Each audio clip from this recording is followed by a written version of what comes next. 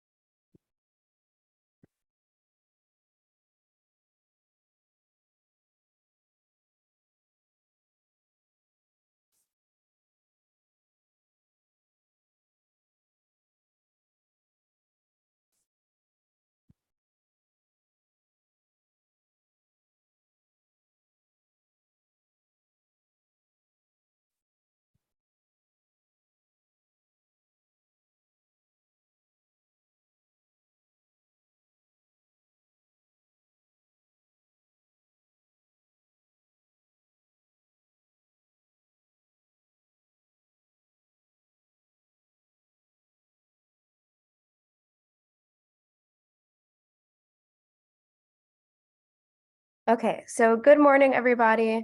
Just to introduce myself again, my name is Olga. I've been hosting these webinars since last week, Thursday, I believe. So a lot of you guys are familiar to the format already.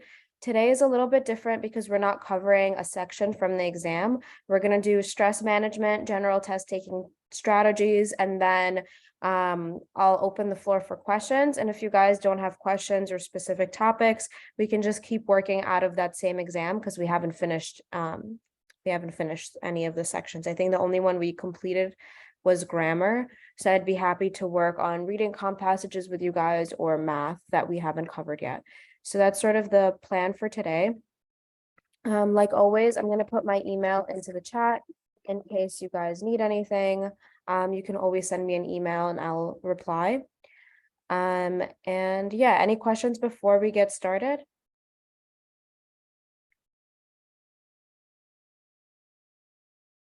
This is the last webinar scheduled with me. So this is the last time I will see you guys. But again, if you have any questions for me, whether they're specific to the test or just like future stuff, you guys can feel free to email me. And I'll make sure to leave time for questions at the end as well. Somebody's asking, do I know when the test tickets and dates will be released? I have no idea.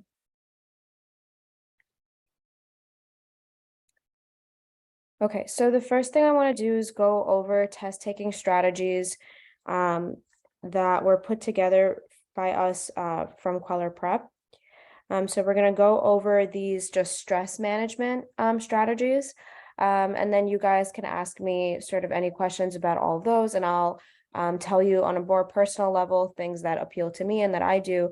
But you have to understand that all of this is very specific to who you are, and you're going to tailor this towards what works for you. And then after this, we'll go into sort of actual like test taking strategies, not stress management tips. Okay, so the first stress management tip, as you guys can see up here on the screen, says do not study anything new the day before the test. So the day before the test, you don't want to give yourself anxiety with all the things that you could potentially not know, right? None of us are perfect. None of us are going to know everything, but the day before is not the day to start cramming absolutely new things into your head. The day before is for like light review. If you have a strategy sheet, or if you want to rewatch one of these webinars, or if you want to relook at your old notes, that's what the day before is. It's not for learning something brand new that you've never touched before. It's not for taking a brand new test and using a strategy you've never used before. All of that is for prior. The day before, you want to already be in your routine, have a plan, and not try anything new. What we have here, it says research shows that learning brand new content the day before the exam actually hurts you because it crowds your short-term memory with last-minute info that can actually interfere with your long-term memory or your decision-making skills. So we want to avoid this, basically. You've learned as much as you could possibly learn. Now you want to just review. You want to make sure that you don't make silly mistakes on the test. You want to make sure that you guys know your formulas that we went over in the math. You know certain things like exponent rules, things that are definitely going to come up. You want to just review that lightly, but nothing for the first time that you've never seen before. Light review is okay. Do not freak out. Do not stay up all night cramming. Standardized exams like this are not tests that you can cram for. There are exams that you can cram for as a student, I'll tell you, in life. But a big test like this, cramming for is not going to make a difference. The night before is not going to make a difference. So no new content the night before the exam is the stress management tip number one. And again, just to review, this is both for your performance, but also for anxiety's sake. You don't want to make yourself worried by introducing all of these new things and freaking out that you might not know things that you should know the day before the exam. Okay, stress management tip number two, print a hard copy of your admission ticket. So this is similar to the question somebody asked me. I don't know when these will be released, but you want to make sure that you have this so you don't have any hiccups day of the test as you're walking in. Print a hard copy of all of your admission information, double and triple check that everything is correct. Make sure your name is spelled correctly, match it to your ID, make sure that you have pencils, make sure that you have an ID, pack some a water bottle or whatever refreshment you like, pack some snacks. Again, you probably won't be able to eat or drink during the exam, but it's good to have right after the exam or right before as well. Log into My School's dashboard. That's where you will be able to print your admission ticket. And you'll receive these emails once you register for the SHSAT.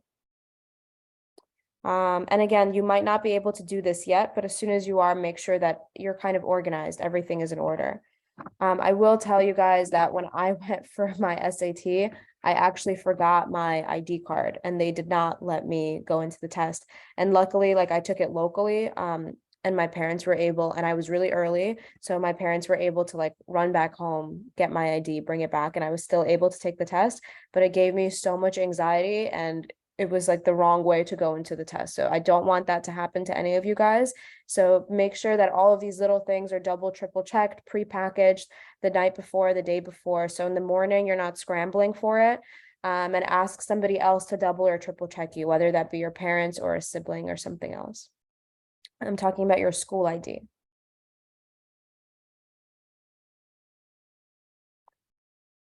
Okay, stress management tip number 3, pack extra masks and sanitizers. So this is a more recent tip. I didn't have to deal with this when I took my SHSAT, but you want to pack extra. You want to be safe and you want to be comfortable. If you don't have a school ID, then obviously this doesn't apply to you. Try again. Oops. Yeah, I have a lot of people freaking out in the chat. If you don't have a school ID, it's fine. Only applies to people that obviously have a school ID. If you don't have your school ID, you read like the fine print of the test ticket. They might want you to bring some other form of an identification to prove. You're definitely going to need to bring your test ticket.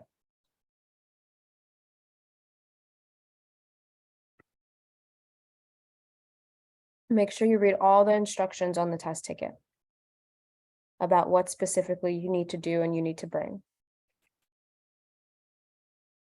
I'm unfortunately not sure when the test ticket will be available, but it will be available, as this said, through My Schools. That's where you'll be able to print your admission ticket. To my understanding, they are not released as of yet.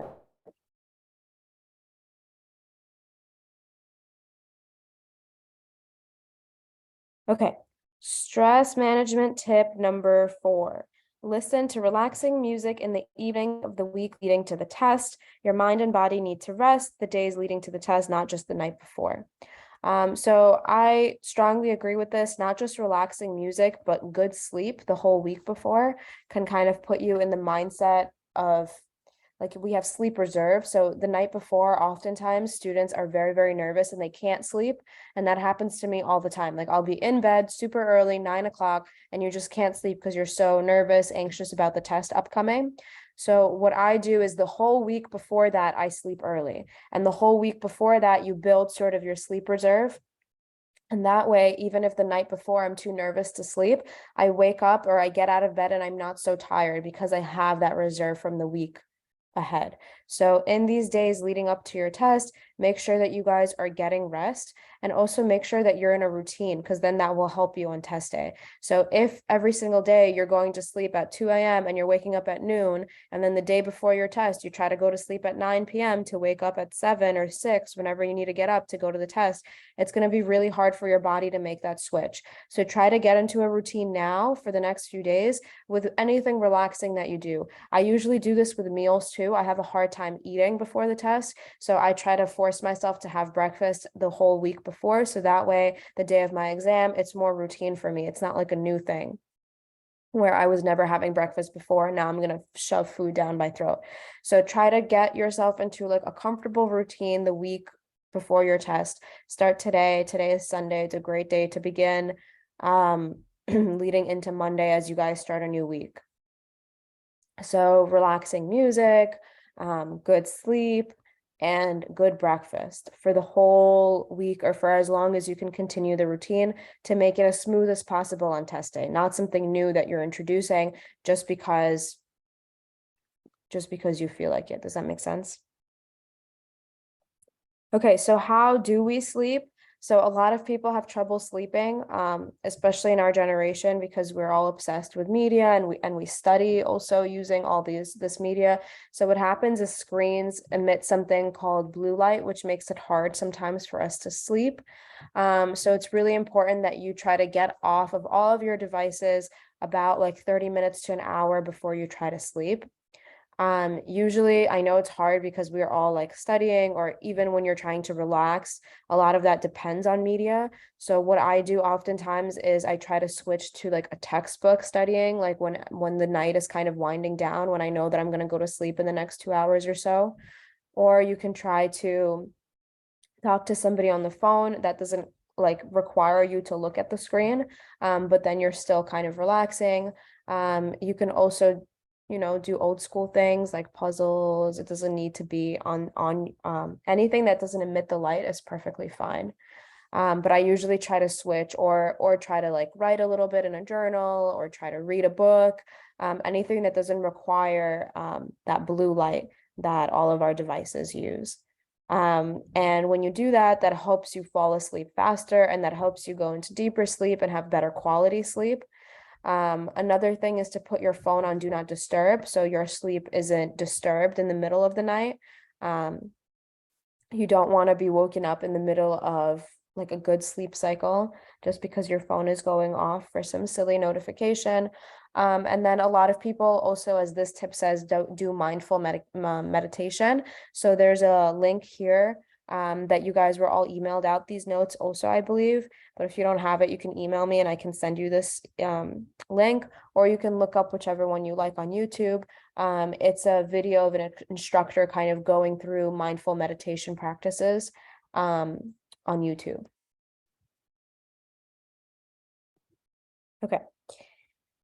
All right, next tip is where you're taking your test, wherever it is, make sure that you arrive early. So I told you guys the story of how I got there really, really early, but I forgot my ID. So being there early kind of gives you an extra like cushion room for anything that could go wrong. Should a hiccup happen for some reason, you have time to fix it. So everybody, I don't know where you guys are taking your test. Make sure that you know where you're taking your test. Make sure that you look up how to get there. If it's not somewhere that you go regularly, like if it's not your regular middle school and you don't know how to get there, make sure that you look up the commute the day before. Make sure that you plan the commute, whether somebody's going to drive you or whether you have to take public transport or whether it's something walkable. And then make sure that you know how long it's going to take you, and make sure that regardless of how long it's going to take you, you give yourself an extra 20-minute just a window period, just in case there's traffic, just in case something crazy happens on your way there, that you are just planning for anything that you can plan for. So arrive at the test center early, give yourself sort of plenty of time. You're not running in, you're not scrambling, you're not confused, and you're going to enter calmly. Once you're inside, make sure that you identify where the bathroom is, where the main area is, where you sort of check in, and where any exits are, just in case there's an emergency. And usually the way it works is there's going to be like a long line. So you're going to have to probably wait on that line to enter as they check everybody in.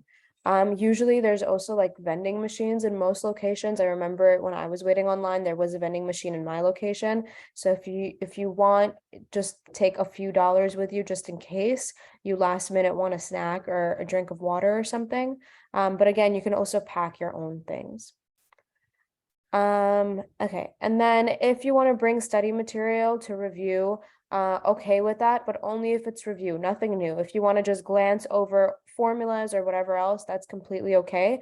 You're going to have to like throw out obviously any formula sheets or anything before walking into the exam. So just be aware of that as well. And then when you're on that long line, you want to think about who you're standing with. Stand with whether it be your friends or strangers, whatever you're more comfortable with.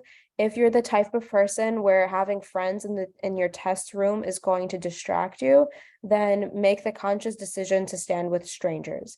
If you're the kind of person where you actually feel more comforted by knowing that there's people in the room that you also know, and knowing that when the test is over, there's people in the room that you know that are with you that you can talk to, absolutely stand with your friends. So again, all of this is a personal decision, but you have to be honest with yourself and do what will make you sort of have the best sort of option, sort of optimize your environment is what I'm saying. Okay. And then here are all the potential addresses of where you can take the SHSAT.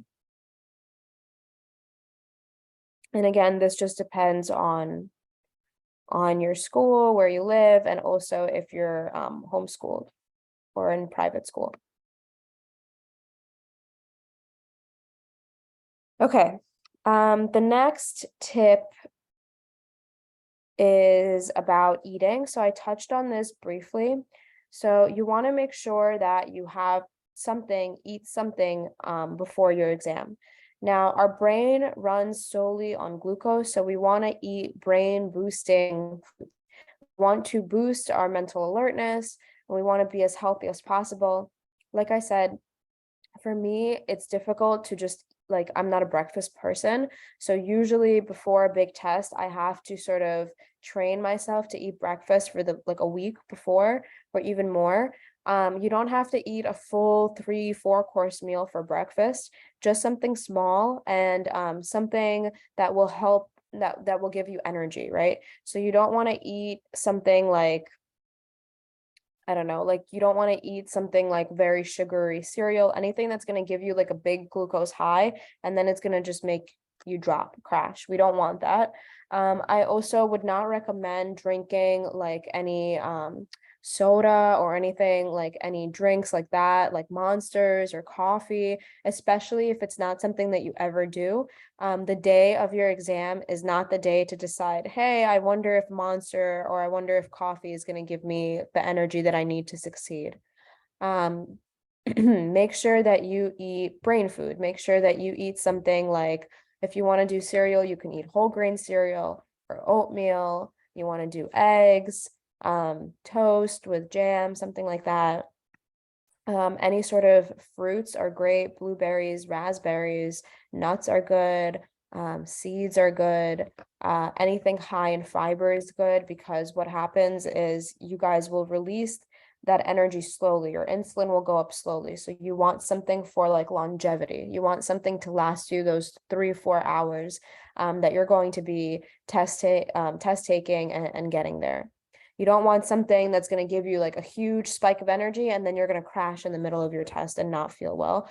And you don't want something that's going to put you in a food coma and make you very, very sleepy.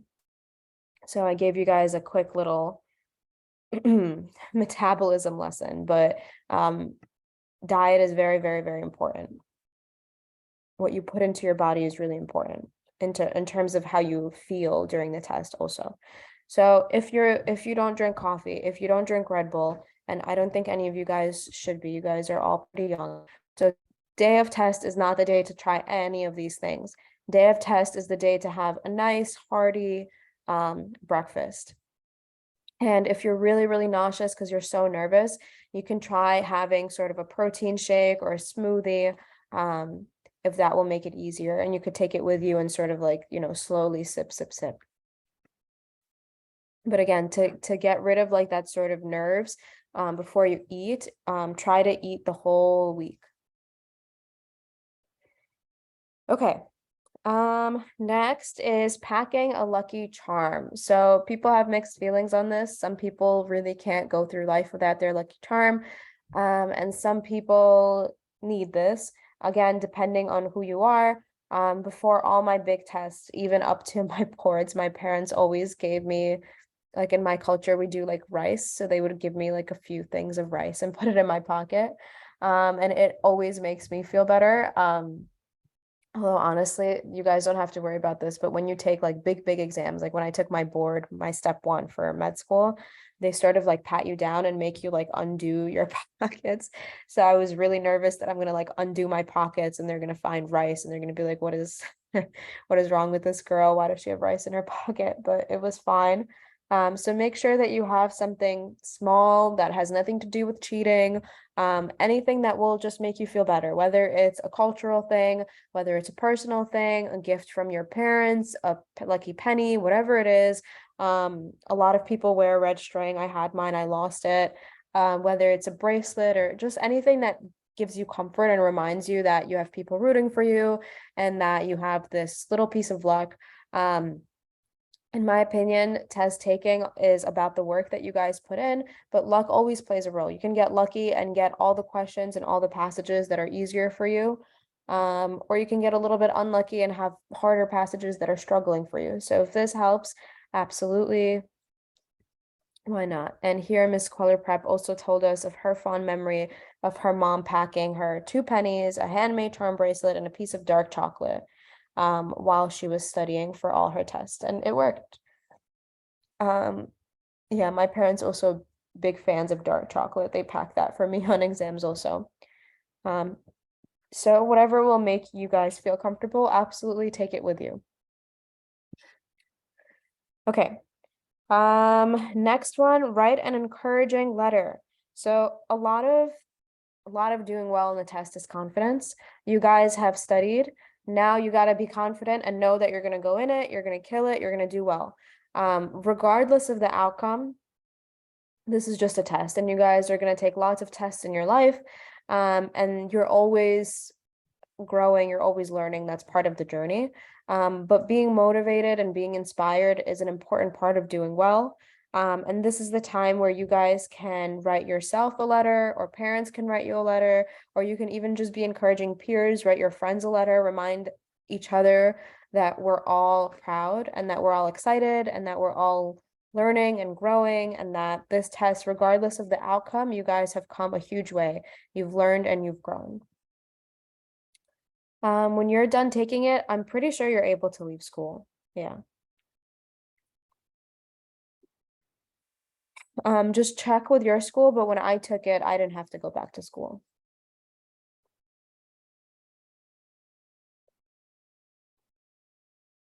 Okay. Next, writing yourself a journey. So there's actually a really cool website which I've used and I can link you guys to, where you can write yourself a letter and then you get emailed the letter back a year from now or 6 months from now, regardless, like depending on how you set it. So this is just like a fun way to reflect and see how silly we are and how different everything in life becomes just a year from this day and how different we think about life. So this is a big milestone in your life. In a few days, your entire test experience will be over, regardless of how it goes, regardless of how anxious you are, excited about. And you want to write down sort of your experience, and then it's fun to reflect a year from now of how you thought about this test, how you move through life, and then think, okay, a year from now, how do I now think about this test? Especially because a year from now, you'll already know the outcome. So it's a cool technique of reflection and self-growth. And also you can hype yourself up, talking positively about yourself. You can manifest a good outcome and positive energy and feel good about yourself. And I'll tell you guys, it's all about like faking it until you make it. A lot of times you just need to stand in front of the mirror and tell yourself like, like everything's good. I'm great. I'm not stressed. I'm happy. And then before you know it, those words ring true. So a lot of it is faking it until you make it. A lot of it is being positive and convincing yourself that you can do it. You can go for it. Okay. Next, we have plan exactly where you will meet your friends or parents after the exam ends or before the exam starts. So you can't bring your cell phone into the exam room. So a lot of times after, you could be confused. There's a lot of people testing with you. So you're kind of going to be in a sea of people. So it helps for you to know exactly where you want to go after. And it also helps you have something to look forward to if you know that you and your parents are going to go out to eat after, or with your friends, you're going to hang out. It's kind of like, that the test is going to be over and you have something fun to look forward to after this long 3-hour journey. And it also just helps you be organized. You can bring I believe that you can have your phone, you'd have to shut it off and you'd have to put it in your bag away from your person. And the bags are kept like in the front of the room, I believe. You should not bring anything digital for time. So you can bring like an analog clock, but nothing like you can't bring like your Fitbit for time. You can't bring like an Apple Watch for time. They won't allow that. Anything that hasn't had like that doesn't have any access to internet in terms of timing yourself. A stopwatch is okay as long as it's like just a stopwatch. Some people are asking for the self-reflection website. Let me find it for you guys.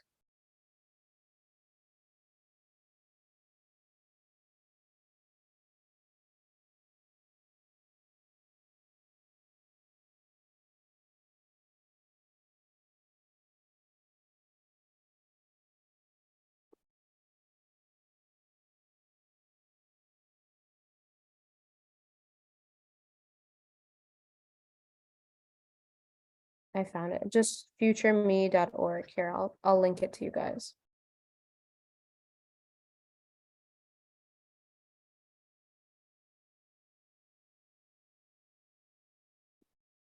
Oh yeah, somebody sent it already.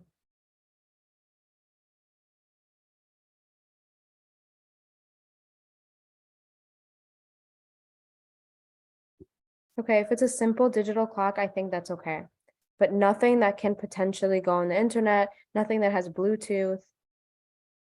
They won't let anything of that sort. So,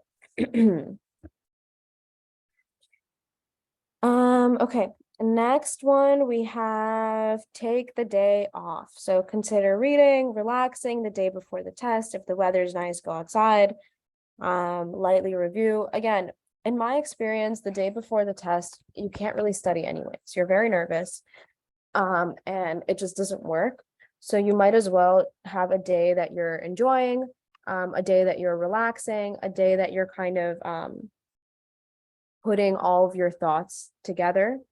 You could lightly review, but again, nothing new, and just try to take the day off, try to be as calm as possible, do things that calm you down, and that sort of like prepare you for something big.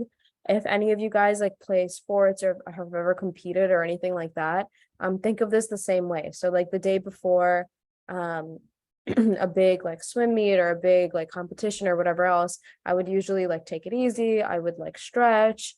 I would do like light exercising, like stretching, but I wouldn't go and try to like do my whole swim. Does that make sense? So if you think about it that way, it's kind of the same thing. You're about to have like, like you're about to run the marathon. You don't want to run the marathon the day before and tire yourself before the real event. So that's the way that you guys should think about it. Okay. The test usually starts sometimes in the morning.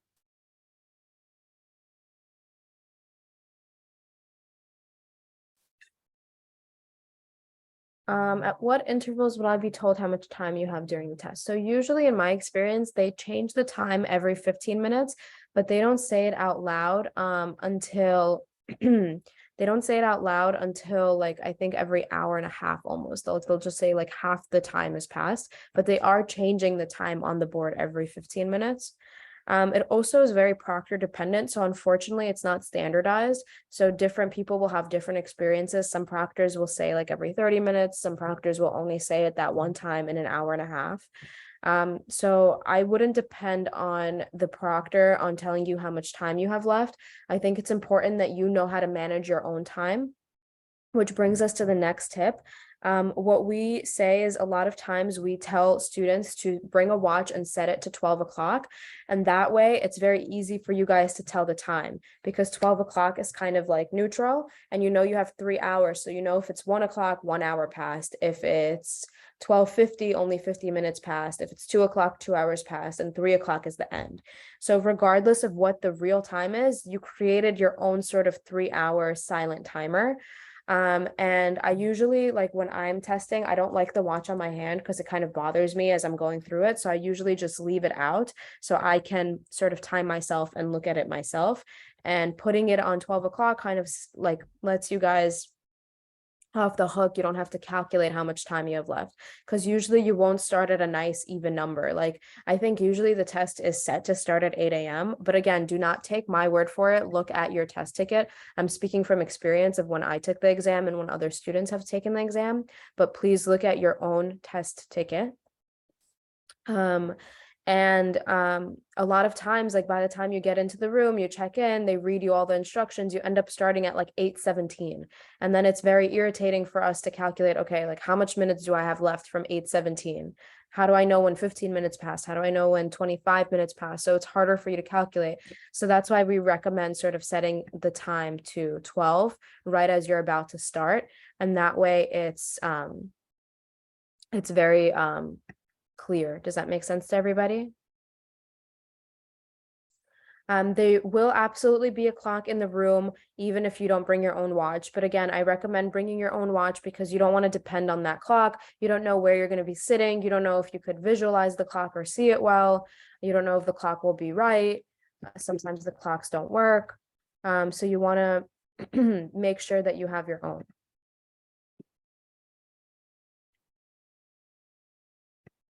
All right. Any questions so far?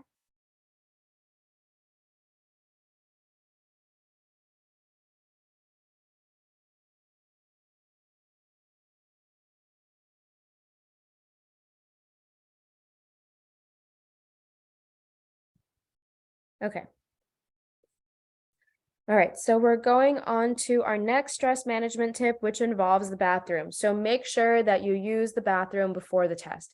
Even if you don't want to go to the bathroom, even if you think that you don't need to go to the bathroom, just go to the bathroom before the test. Any sort of anxiety can make you need to go to the bathroom very, very, very quickly, like in the amount of seconds. You might not need to go, and then the test is about to start, and then you really, really need to go. So make sure that we avoid this. You don't want to lose any time from your test, first of all. Second of all, you don't want to you don't want to have any unforeseen sort of circumstances or emergencies that have to do with the bathroom. So just make sure that you go before, empty it all out, relax yourself, and then you can go and focus on the test for the full 3 hours. So I already spoke about caffeine, Starbucks, energy drinks, sweet soda, or juice before.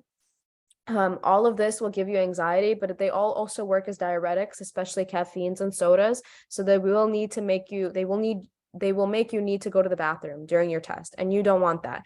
You want to focus on your 3-hour exam. You don't want any interruptions, okay? And I already told you guys how I feel about caffeine and energy drinks. You don't need any of this, especially if it's the first time you've ever had this. The day before your test is not a good time to try caffeine or energy drinks. They will make you release a lot of adrenaline, a lot of epinephrine in your body. You're going to feel very, very anxious and shaky. And you're already going to have those feelings to begin with because you're anxious about the test, and all of this is going to amplify it. So it's a big, big, big, big, big no-no.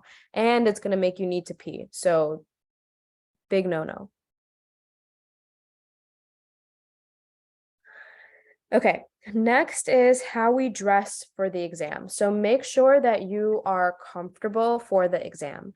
Make sure that you dress in layers. So something that you can take off and something that you can put on, because unfortunately we can't predict what the temperature is going to be like in the room. So you want to make sure that you are prepared for everything. In case the room gets too hot, you want to be able to take a sweater off or a layer off. And in case the room is too cold, you want to be able to put something on. Wear loose, comfortable clothes, something that won't itch you or bother you in any way. That's the last thing that you need to be bothered with while you're trying to focus. Make sure there's nothing like scratchy tags if you're wearing something new.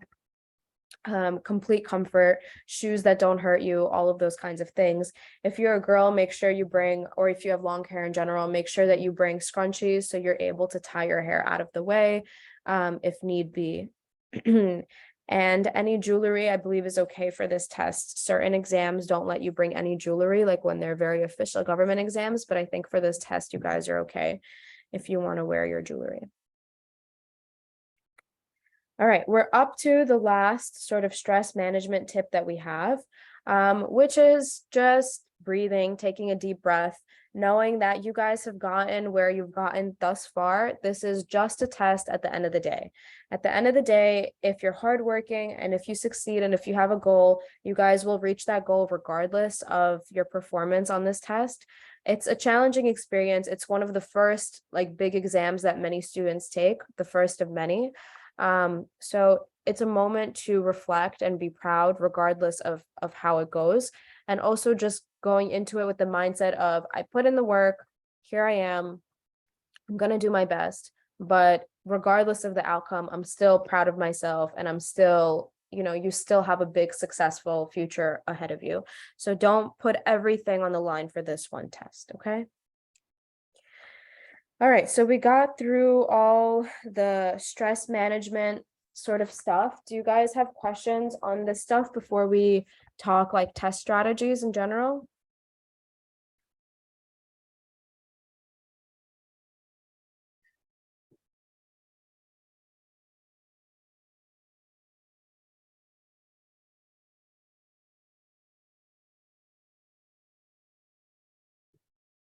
No, you guys are okay?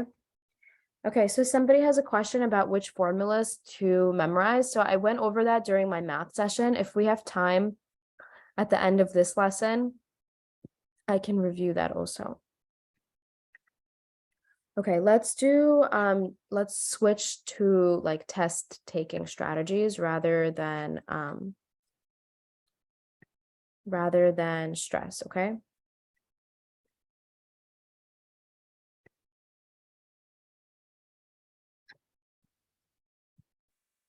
Okay, so I want to talk really briefly about just like multiple choice test taking strategies and test taking skills in general, and do some notes on that. And then after that, I want to go over specific like last minute reading strategies, last minute math strategies, okay? So that's sort of the plan.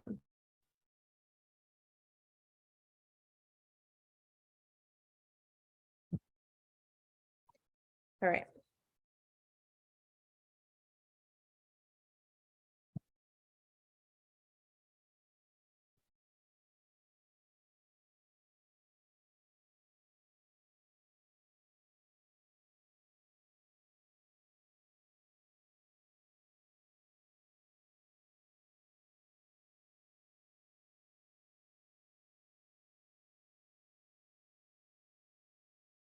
Okay, so the first thing I want to think about is what do we do if more than one answer seems correct, if we can't eliminate all the way, or if we're stuck between two options. So this is something that can happen to you on any section of the test, but usually more so reading comp, because I find in math, like you usually either get one answer that's like just none of the answers, or you just have no idea where to approach the math question. So it's harder to be stuck between two answers in a math question versus in a reading comp question. But it can still happen in anything. And it happens even all the time, like in my grad school exams. Okay, so what to do if more than one answer seems correct?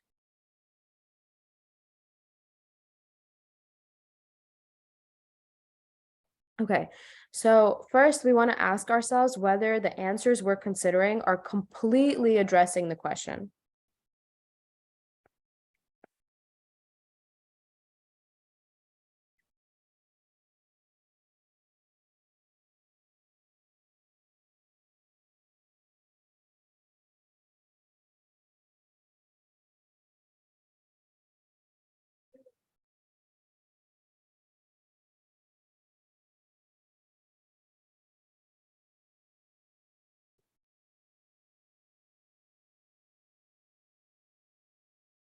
Okay, so what I mean by that is sometimes the test answer is only partly true or true under certain narrow conditions. That's kind of the best way to eliminate. So if you can find one piece of the answer that's not right, or that's only right during certain circumstances, bye-bye answer choice. The whole answer choice goes away. So if it's partly right, or if it's correct only under narrow circumstances,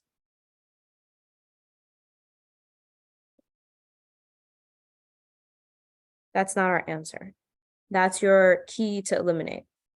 This is a no, goodbye. This is a no, goodbye. So that's how we can eliminate.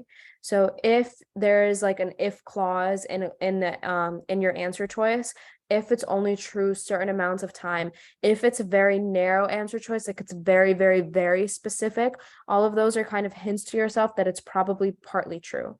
The other thing is if you have to make a big assumption in order for the answer to be true, that's also no good.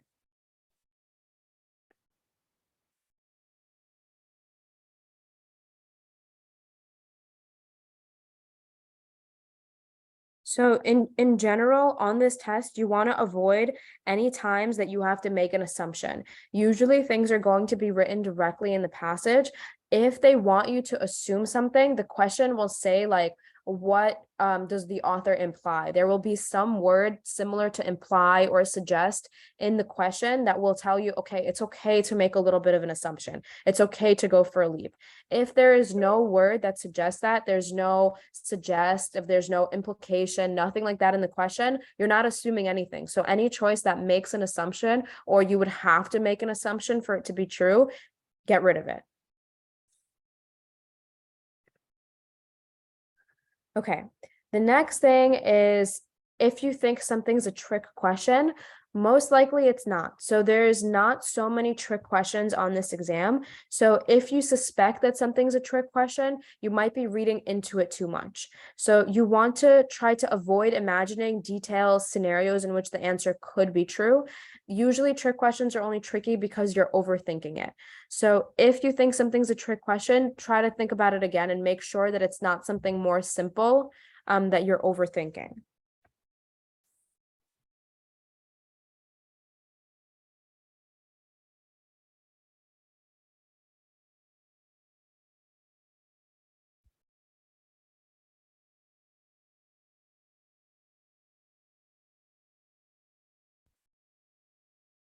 So this basically what I'm trying to say here is do not overthink. So do not pick the complicated choice just because you think, oh, like they have to be tricking me. It has to be this convoluted answer. Sometimes the answer, or most of the time, the answer is simple and it's right there. It's right in front of you. So do not overthink. Okay. And then finally, use your intuition. Okay. So we don't really know sometimes why we think something's an answer choice, but sometimes you just feel like one of the answers is not right, or you feel like this is a better answer. So stick to those feelings. Those feelings are your intuition. So trust your intuition. It's your subconscious. Even though you can't put into words of why you think something's the best answer, because of all this practice that you guys have done over time, you kind of gravitate towards the wording, the phrasing, the syntax of correct answers. So believe your intuition. If you're like stuck between two answers and you can't verbalize a reason why one is better, but you're leaning towards one, trust that feeling, trust that lean. Okay. So the next sort of thing that I want to talk to you guys about is looking for clue words or looking for numbers.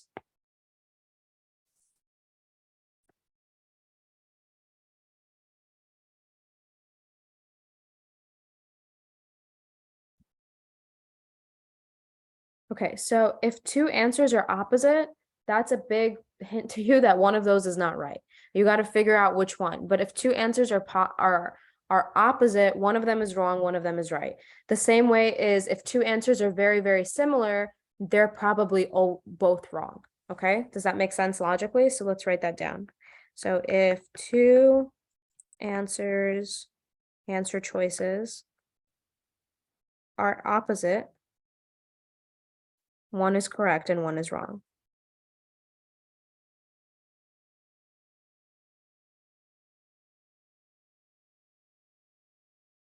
If two answer choices are very similar, most likely both of them are wrong.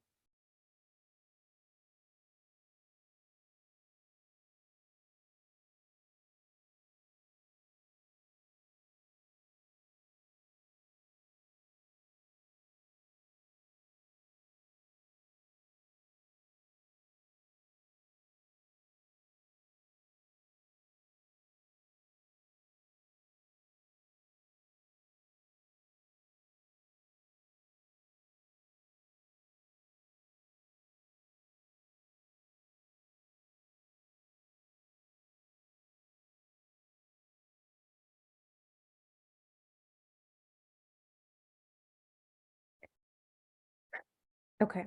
And then what are some words where the answer choices with these words are probably incorrect? Well, let's start a new page. Is it okay if I flip the page? Are you guys good with the notes?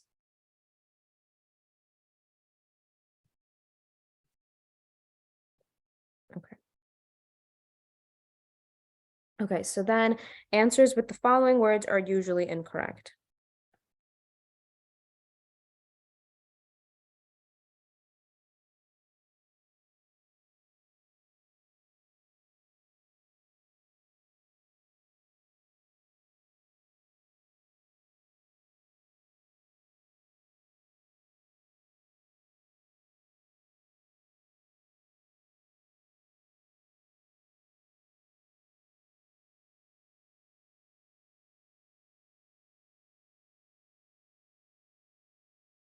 So what you'll notice about all of these is that these are very extreme, very strong language. You want to avoid that. So avoid extreme strong language. So if you're stuck between a choice that has one of these words, even if it sounds like a really good choice, you want to most likely eliminate it. Does that make sense? You want to be very, very, very certain that like you're 100% sure before you pick a choice with always or never or all or must or any one of these strong words. Does that make sense? Something like the author had to have said it directly, and you can go back and show me a specific line and said the author directly said this is always true before you pick a choice like that. 99.9% of the time, these are going to be incorrect. And in the same way, answers with these are most likely going to be correct.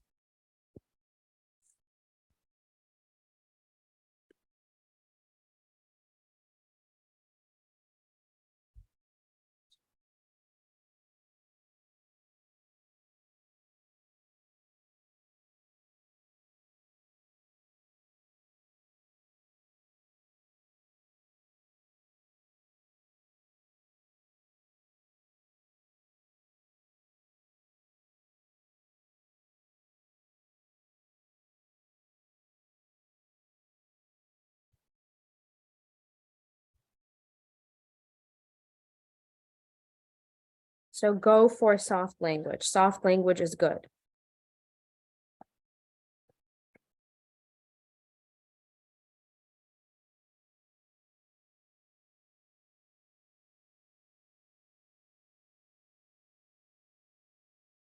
And then the other general strategy is just looking for grammatical clues between the question and the choices. So the question and the correct answer often have verbs of the same tense. They often have nouns and verbs that agree. They often have language that matches that of the passage also. So all of that is a hint too. And yeah, somebody's adding might. That's a good one too also to add.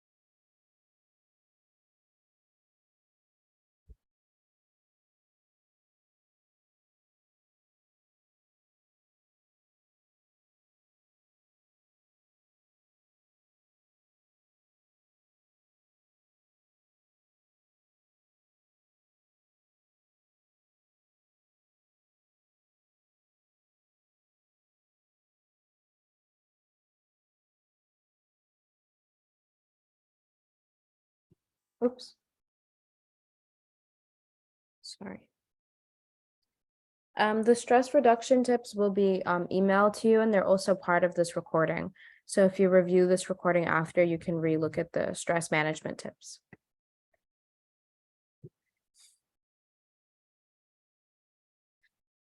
Okay.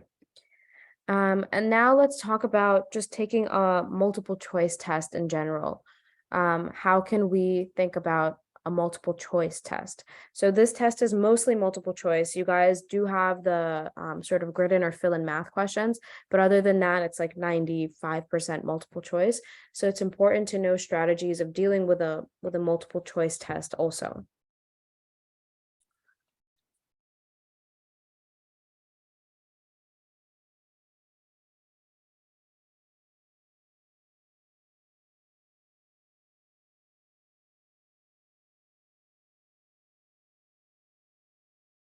So the one thing is to make predictions. So this is something that I always do when I'm taking a multiple choice test. Try to guess what they're going to ask you before you even get to the question. And then not only that, try to think of an answer choice immediately after you read the question. Try to predict what the correct answer will be, and then scan the choices to see if one of the predictions is similar, is one of the choices is similar to your prediction. In that case, it's like 90% true, like that you probably already got the answer. And then what I do is I just look over the other choices just to be sure that the other ones don't make sense. But usually it's whatever you think before actually finding the answer. When you can find an answer that matches your initial thought, that's usually the correct one.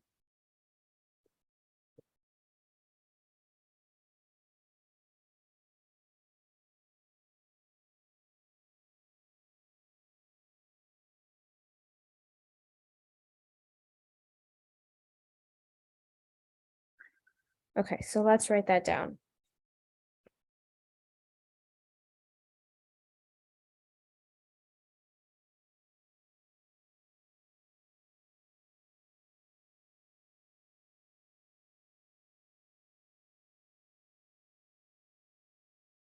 So you can definitely predict as you're reading, you know that there's going to be you definitely know that there's going to be a main idea question, for example, things that you know they're going to ask you, try to think of what that is as you're reading. So main idea, anything that you notice. So author's perspective, anything that you pick up on, a vocabulary word that might be underlined, you know they're probably going to ask you about that. In the grammar section, if you're reading and you find something repetitive, you know they're probably going to ask you, should we get rid of the sentence? If you're reading and you find a really bad conclusion sentence, like something that doesn't make any sense, you know they're probably going to ask you, how do we replace that? So be very vigilant as you're reading. Constantly monitor your comprehensions as you're reading. And predict the questions they'll ask you as you're reading. That's one thing. The second thing is predict an answer choice directly after you read the question.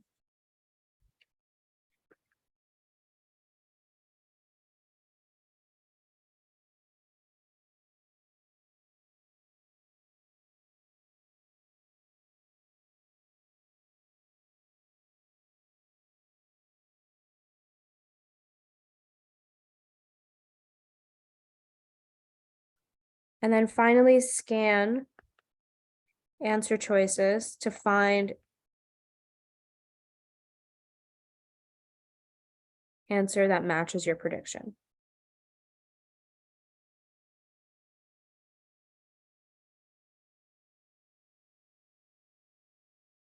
And again, you still want to check the other answers to be sure, but most of the time you got it.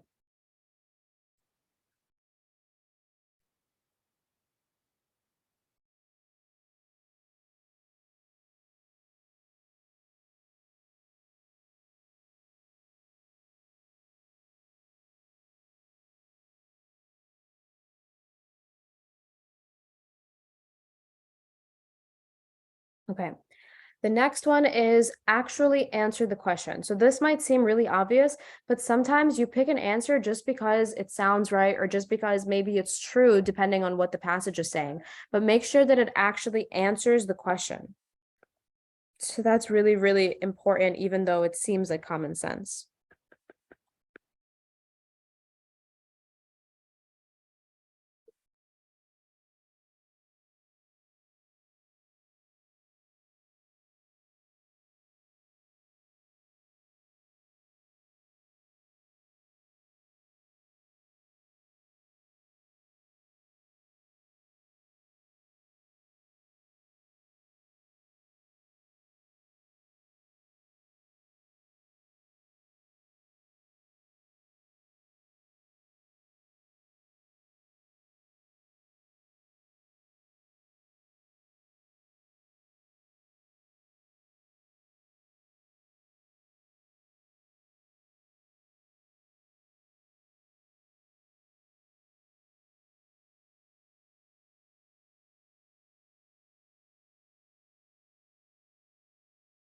So whatever choice you pick, you must always go back to the question and make sure that you are answering the question. It must answer the question.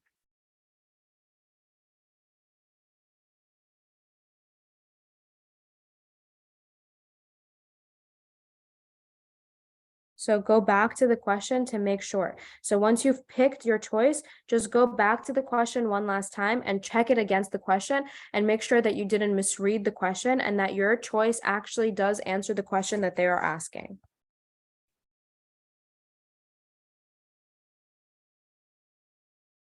And that's true in math too. I think that you guys, I don't know if it was with this group that I was doing a webinar with, and I solved for X and then I picked that answer in the math. And they were actually asking me for like 3X or something like that. So again, this can happen in math too. Like you're so quick to just like solve, but make sure that you answer what they want. What do they actually want? This is true for both math, reading, grammar, any test that you take. So once you've picked your answer, go back and check it against the question.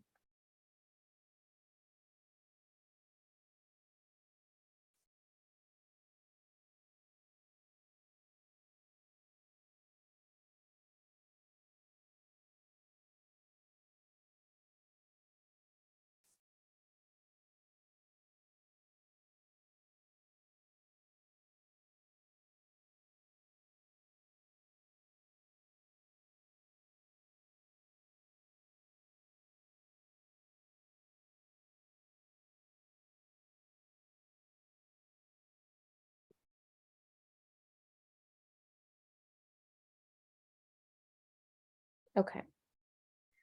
Someone's asking me to go back to this page for a second, so I'm just going to go back so they could take the notes.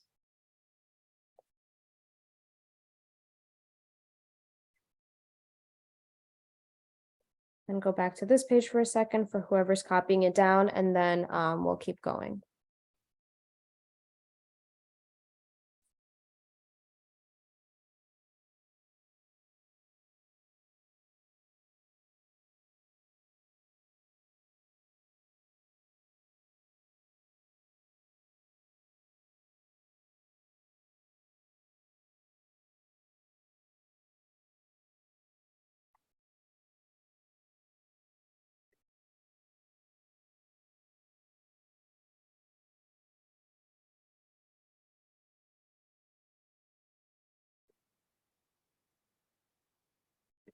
Okay.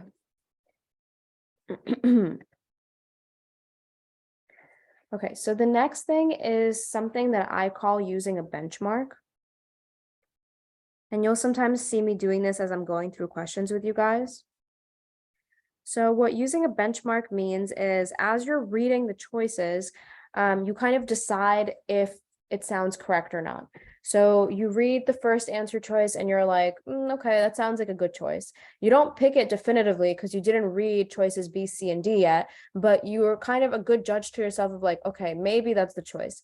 Then when I read choice B, I compare it to the choice that I thought was originally good, A, as a benchmark. Is choice B better than choice A? Or is it worse? If it's worse, I eliminate it right away. Does that make sense? This is going to the idea that you guys are picking the best answer. Does that make sense? You're picking the best answer and you're arguing them against each other. So let's write that down.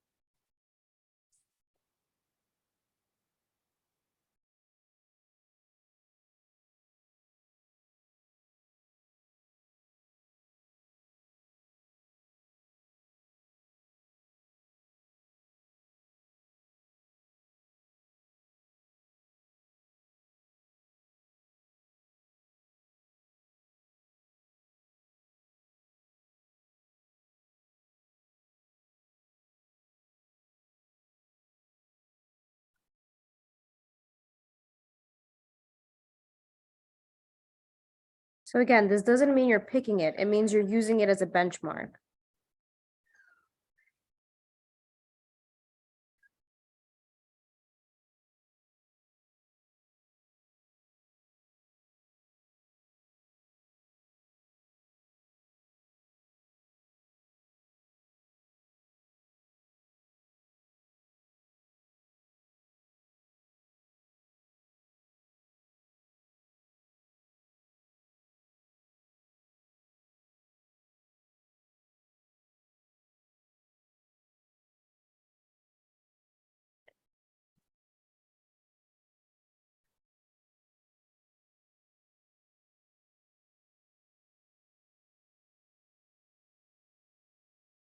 It just means it's the best one thus far, and that becomes your new standard by which you measure all the other choices.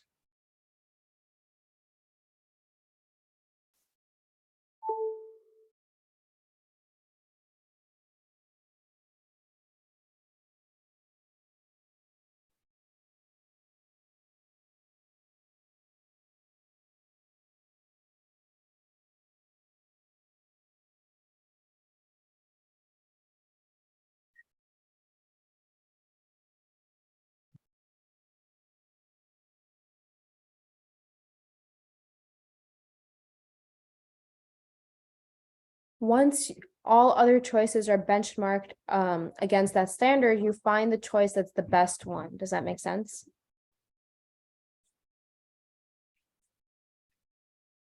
And then, like we were saying before, still at this point, make sure that you go back to the question and make sure that it answers the question being posed.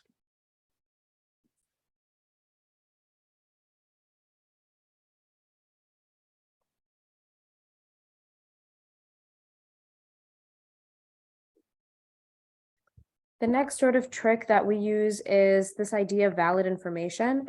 So anything that you read in the question is valid.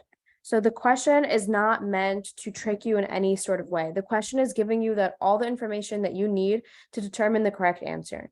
The same is not true for the answer choices. The answer choices are like created specifically to trick you. They're created specifically with extra information that may or may not be true. They're created to distract you. They frequently contain things that are either not true or just like seem true and are meant to trick you. So don't use the answer choices to give yourself that hint. Instead, you want to focus on the wording in the question, and you want to find the answer choice that best matches that wording. Does that make sense?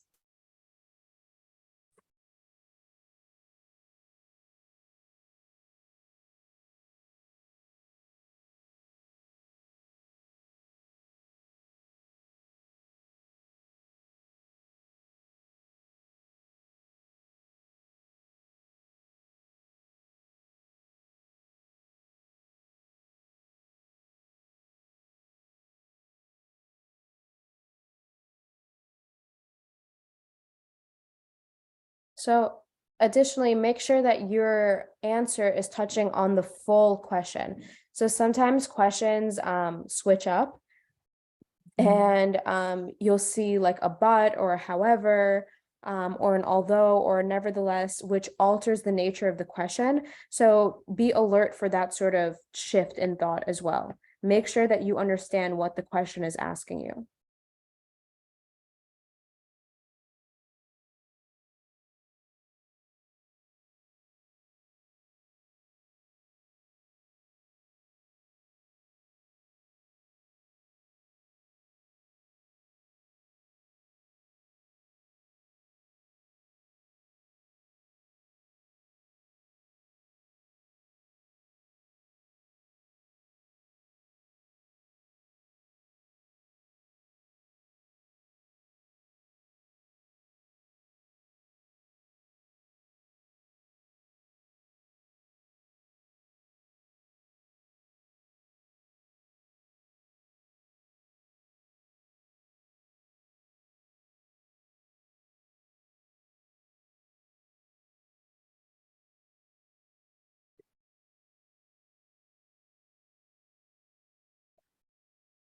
Remember that everything in the answer choices does not have to be valid.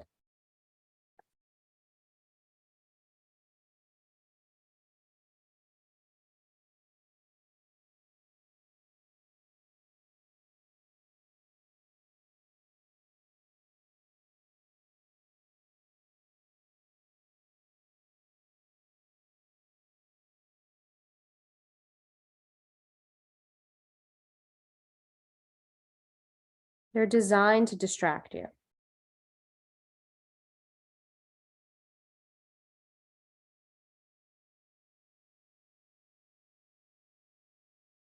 And they frequently contain extra information that's not true.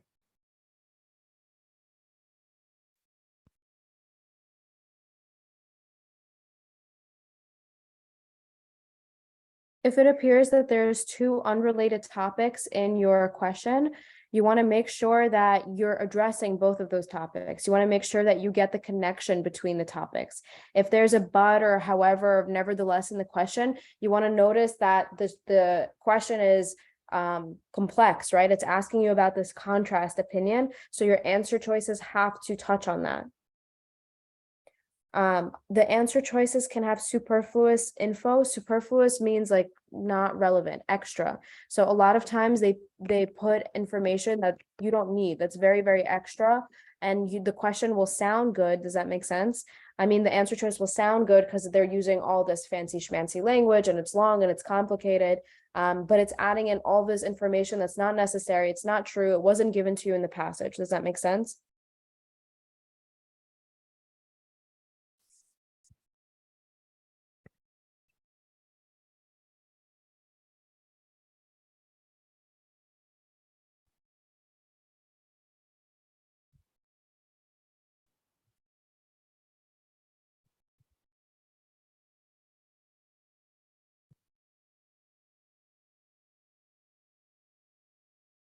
All the answer choices won't have superfluous material.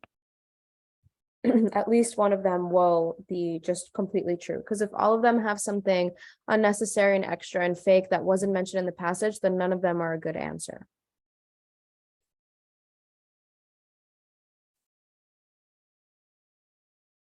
Okay. So a few other just tips. One thing is difficult questions. So in general, my advice would be not to waste too much time on a question that you're finding really difficult. So don't waste too much time on it. That's strategy number one.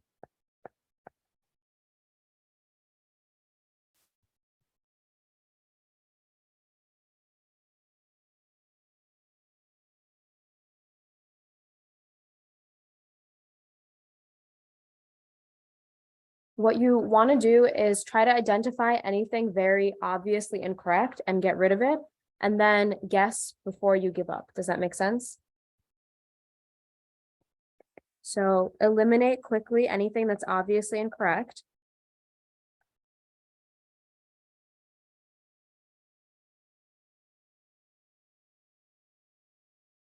And then guess at the remaining answer choices.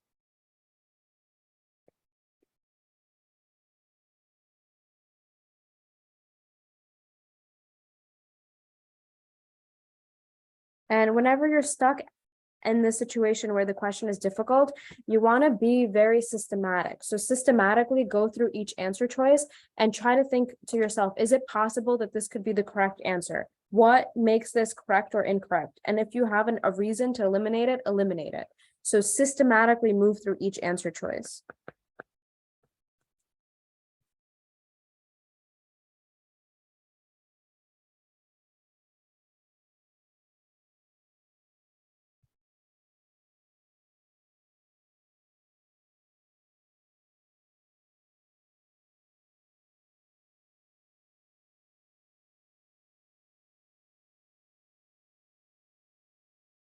And sure, I can go back to this page, whoever needed it.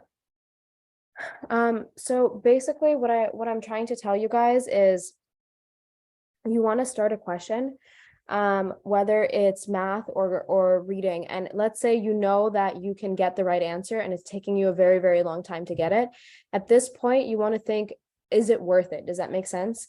If you're the type of person that has 20 minutes at the end of each exam and you can go back and figure that answer out, absolutely go back. If you're the kind of person that runs out on time, whether you get that answer right or wrong, it's just one question. But you can have 20 answers or 20 questions that you end up never getting to because you spend this extra time on this one question. Does that make sense?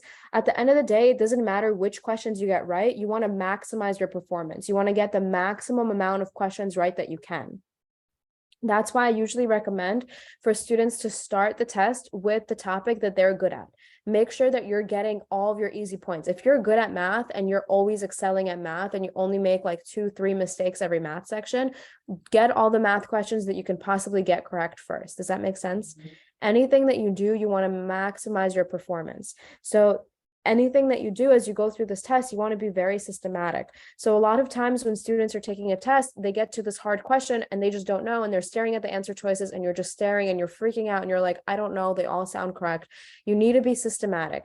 Try to find, use any strategies that you can hold on to. Anything that says always, never, must, any word like that, eliminate a choice. Even if you're like, okay, but it still sounds okay, just force yourself to eliminate it. And then pick from the remaining. Does that make sense? Anything where you can even a little bit say that, okay, this might not be true, eliminate it. And then you have 2 answer choices, make your 50-50 guess and move on. Another big strategy that I always teach my students is annotating the questions to go back to with urgency to go back to. So usually when I absolutely have no idea what an answer is and I just guess completely, I put a star. And that to me means, okay, I have to go back to this. Like I had no idea what this was. I just picked something to go on. When you're 50-50ing, I put a circle. That means I kind of knew what was going on, but at the end of the day, I still couldn't pick the best answer without guessing. I 50-50'd it. And then there's something like just like this, where I'm like 99.9% sure that I got it right and I just need a double check. And these are my symbols, but you can make it any way that you want, and you can subcategorize this further also. And usually that makes me very systematic. At the end of the test, I know exactly which questions to go back to.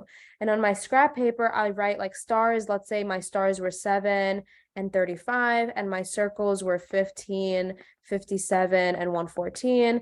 And everything else was this, so I'm not going to mark it.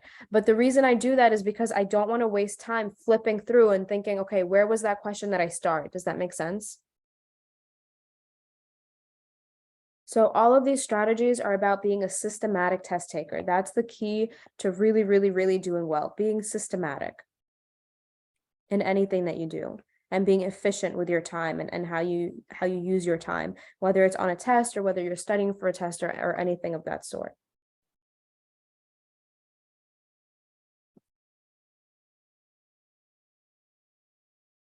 The other thing I want to touch on is new information. So a question, an answer should rarely give you new information. If new information is included that doesn't relate to the topic being asked about, that's probably wrong, even if the rest of the choice is correct. So this is kind of what I mean by superfluous information. So correct answer choices will rarely include new information.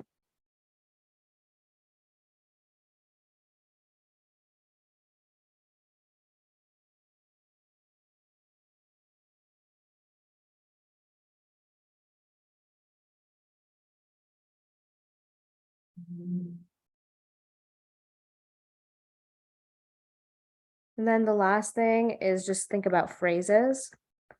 So any choice with slang is most likely not going to be correct.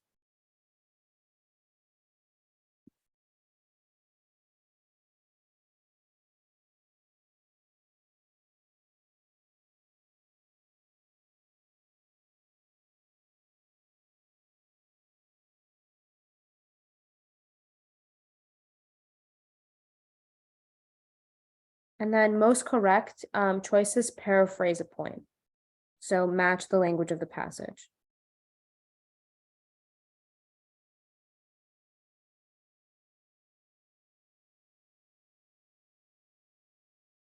So it should sound familiar, but it shouldn't sound exact. So repeat like word, usually it won't repeat word for word a portion of the question. That's usually how they try to trick you. So it should sound familiar, but not exact. And yeah, formal phrases. Or sophisticated language, if you want to call it.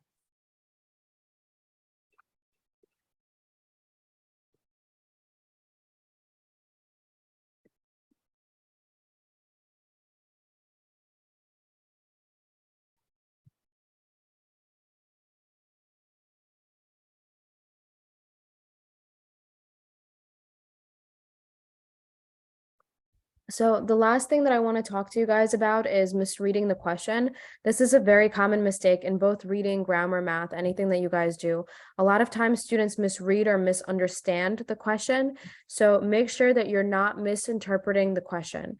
Many students read all the possible answers to the question before they even check to make sure they understand the question. And what happens is that confuses like your mind on what you're trying to answer. So make sure that you cover all the answers with your hand. You read the question and you think, do I get what this is asking me? What is this asking me? And then you try to think about how would I, like, what do I, in the basics, what are they asking me, right? How do I rephrase this question in my own words? What are they asking me? And then once you figure out what they're asking you, you should say, okay, well, what do I know about that? And you should start thinking about the subject of the question and jot down what you can remember in the margin of your paper. And now look at the answers and then pick. Does that make sense? So you're sort of like interrogating yourself to guide yourself to think about the actual question. So the main mistake students make is misreading the question. So please, please, please, please, please do not misread the question. We have several strategies for you to avoid misreading the question. So again, one thing that you can do to avoid misreading the question is to reread the question, cover the answer choices with your hands, and make sure you ask yourself, what is the question asking me? Rephrase the question in your own words until you really understand it. And even when you pick your answer, at the very, very end, make sure that you go back to your question and you make sure that your answer that you picked answers the question that they want, okay?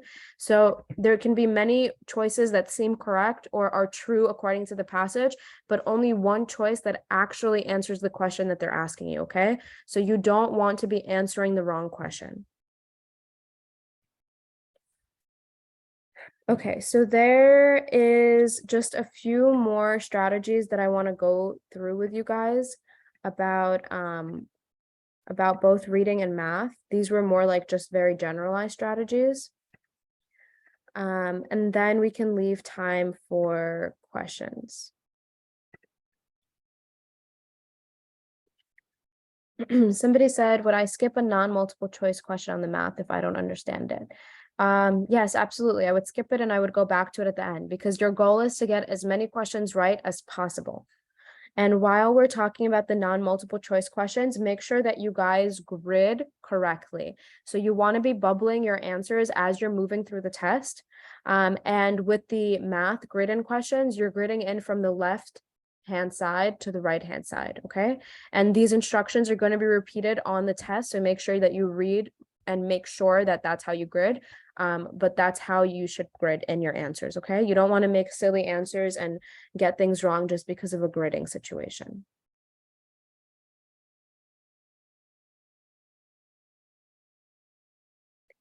Okay, so let's do a review of reading strategies and math strategies.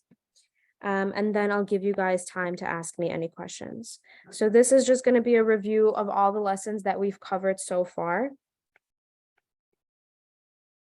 And I just want you guys to have one paper that you can go back to with all the strategies that you need, that you can review the day before your test or the morning of your test, just lightly relook it over.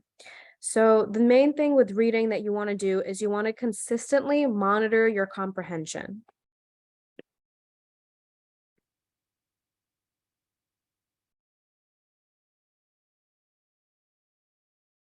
So what do I mean by that? You want to be aware of what you don't understand and then apply appropriate strategies to resolve.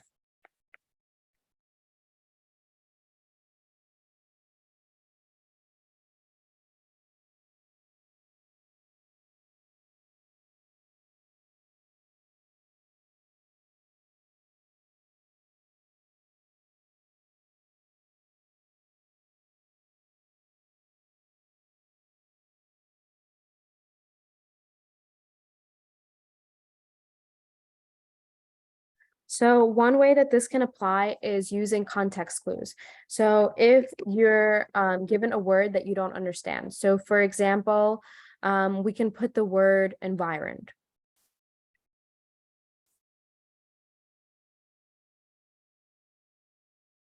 Now, how would I work through this as a student who's taking the SHSAT and I'm reading this word and now I have to think, okay, so how, I don't understand what this means, how can I resolve? So one thing that you can do is you can look at the root word. So what root word do we have for environed?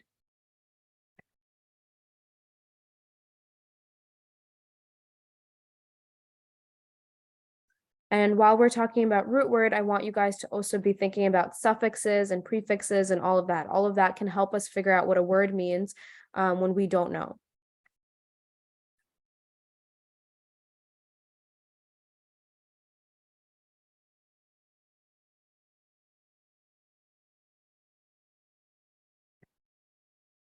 Okay, good. So the root here is environ, like the same word from environment. And environment is something that you guys know. Or environment is a word that most of you guys know. So once we know that environment sounds like environment, we can now think, okay, well, what do we know about environment? Environment is our surroundings. So that's already a hint to us of what this could possibly mean. Then the next thing that we want to think about is context clues. So in what context is this word being used? So how is this word being used? So for example, it says the stone circle was environed by soil. Right? Let's say that's our context.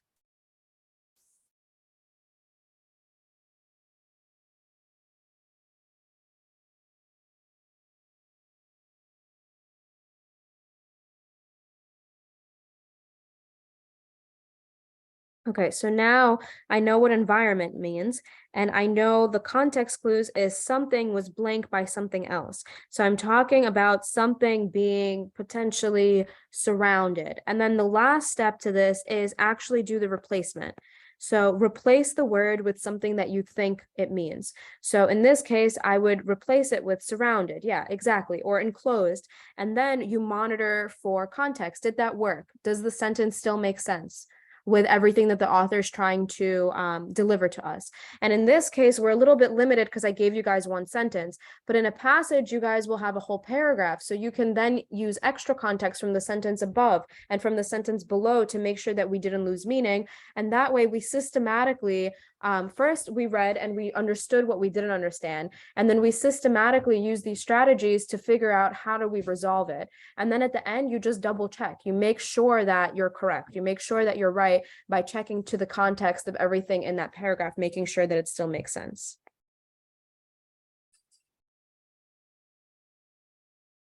And I'll just write down the words that we were replacing it with.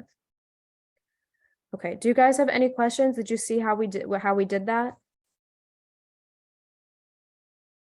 Olga, can you also take a moment and just remind everyone not to finish the exam early, like in no unclear terms, please? I just want to take a moment and remind all the students to not finish the test early, to not give the test early. If you could just remind them that every question is worth an equal amount of points, I think that would be really helpful. Sure, absolutely. So like I was telling you guys before with the hard questions, difficult questions are worth the same as easy questions. So you want to make sure that you are just getting the amount of question, maximizing your potential, maximize the amount of questions that you can get right, whether they're difficult or whether they're easy. And you want to use every single second that the test is giving to you. And on top of all of that, you want to be systematic. So that's key. You want to be systematic with what you go back to. So that's where we use this little annotation scheme that I worked up here. So you want to make sure that you know which questions to go back to once you're finished with the test. You know which questions you need to review. You know which questions you really need to review where you really had no idea. And you know which questions you were 50-50 guessed on. And you know which questions you just want to go back to check, just to double check, just to triple check. So you want to be really systematic. You don't want to waste a second. So you want to have your hierarchy of questions based on your annotation schemes and know what to go back to. So you're not kind of at the end of the test like a deer in headlights. You don't know what to do. And you're just scrolling, listing through all the papers, trying to find that one question you were unsure of. So everything is about being systematic on this test, on this exam, on any exam that you take, and about using all the time that you can. Okay.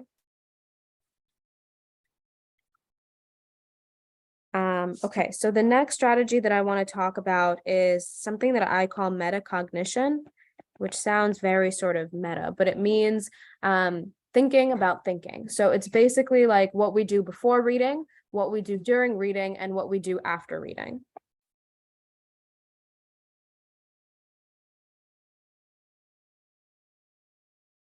So I talked about this a lot during my reading comprehension webinar, but before reading, there are certain things that you want to think about before you even start reading.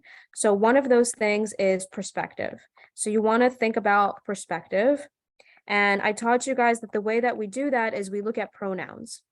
So if you see personal pronouns like I, me, my, if you see third person pronouns like they, you already know a lot about what you're going to be reading. If you see personal pronouns, you know that somebody is telling you their personal story. Versus if you see a third person pronoun, you're thinking of a third party narrator that's telling you, that knows what everybody's thinking about, is telling you some third party story. So you want to think about perspective, you want to think about the genre, because remember that'll give you the two sort of thought processes that we have. You want to look at if there's a title or if there's any blurb. So all of that is kind of before reading. Then during reading, you want to be monitoring comprehension, strategy number 1, and you want to be adjusting speed.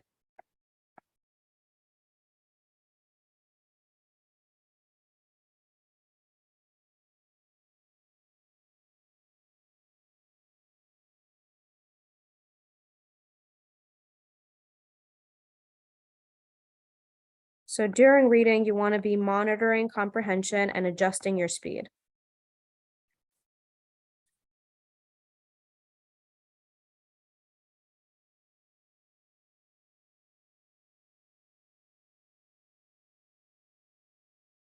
So adjusting your speed, what do I mean by this? If you understand that you're reading a very difficult passage and you're kind of stuck and you don't understand what's going on, my strategy here would be to hurry up reading. Does that make sense? At some points, you kind of know that you're reading and you're just not going to understand everything that's going on in the passage because it's very complicated for you.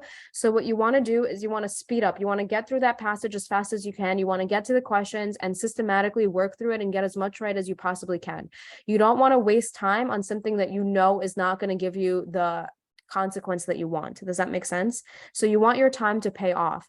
If you know that this is something that, okay, if I read a little bit slower, I can figure it out and I can get all the questions right, then that's worth the investment of time. But if you're gathering that this is like you're completely confused, you don't understand what's going on in the passage, you don't get the main idea, you know that those extra 10-15 minutes will most likely not give you the consequence that you want. You most likely will still not understand. Does that make sense? So in that way, I would say, like, calculate your losses. Does that make sense? Get through it as fast as possible and dedicate that extra time to math or a passage that you will most likely get all the questions right from using the time. Does that make sense? So that's what I mean by adjust speed as you go. And then finally, after reading, you always want to like check what you understood, what you didn't understand. You want to check understanding and predict questions.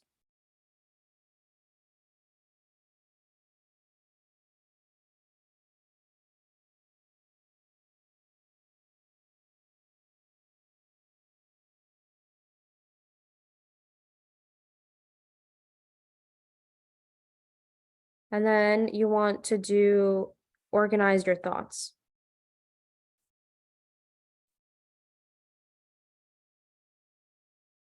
So this is all about annotating.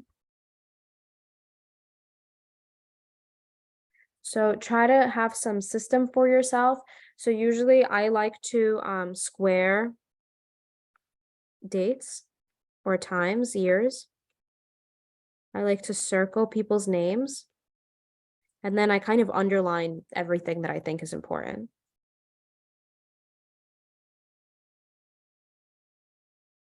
And then I can use the star sometimes for like figurative languages or something like that. Sometimes I use this for like if I think there's like a character development or something like that. Or sometimes I even like if there's like 3 or 4 characters in the story, like I'll use one squiggly for one character or like a double squiggly for another character. Anything that makes it systematic for you guys to go back, right? So if a question asks me about a date, I don't have to go back to the passage and skim the whole thing looking for the date. I can just run my eyes through all the places that I squared. Or if the passage asks me, a question asks me about a certain character or a certain name that was brought up, a certain guy that was quoted, even if it's nonfiction, I don't have to go back and waste like 5 minutes of my time like skimming, trying to find that one person's name because I circled all the names as I went by. So that way my eyes can just jump through all the circles. Does that make sense? So you don't predict, like, I don't exactly know they're going to ask me about this person, but I'm giving myself a roadmap through the passage where I can go through it much faster. I'm making even my skimming systematic. Does that make sense? Because all of this will shave a few seconds off of the experience. The other things that also help a lot of students is creating like a timeline or a storyboard, like annotating as you go along. That's completely fine. You can do Venn diagrams. You can do cause and effect lines, anything that helps you in that case. And then the last strategies that I've already said many, many times are just to eliminate what you can, extreme answer choices, incorrect answer choices, and look at connotations. So I don't want to put too much notes on that, but I'll just put like everything else we discussed, which includes connotations, which includes elimination,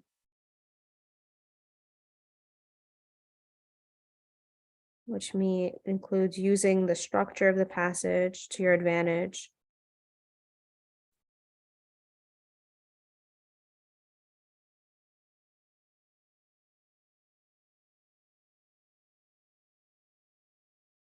Okay. Any questions?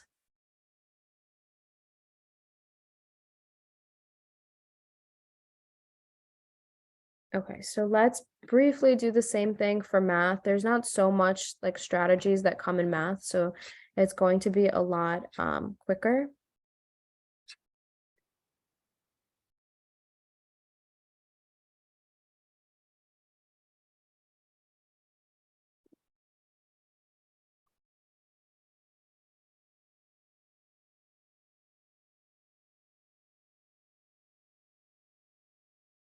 So one thing I talked about last time is estimation.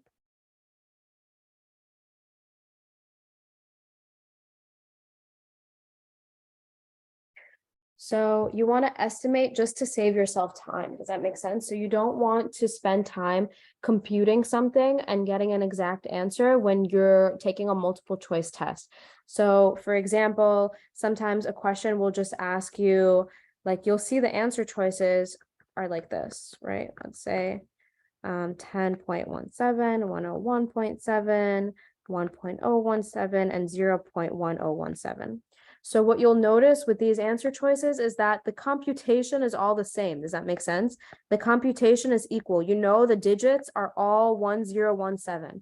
So what that means to me is you don't need to sit there and divide or multiply whatever they're telling you. You just need to estimate at what level are you going to be? Are you going to be in the tens? Are you going to be in the hundreds? Are you going to be in the ones? Or are you going to be in the decimals? Does that make sense?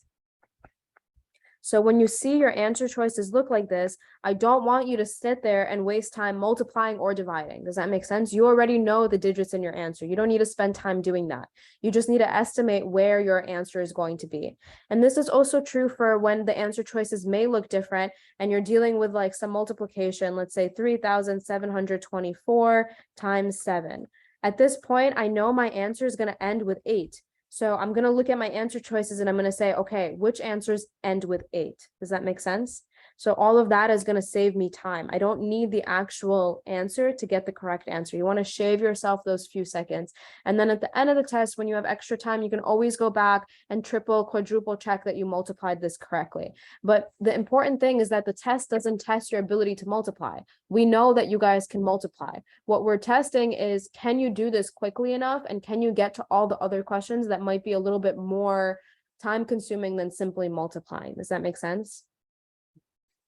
The other thing that you guys should know is you should know formulas,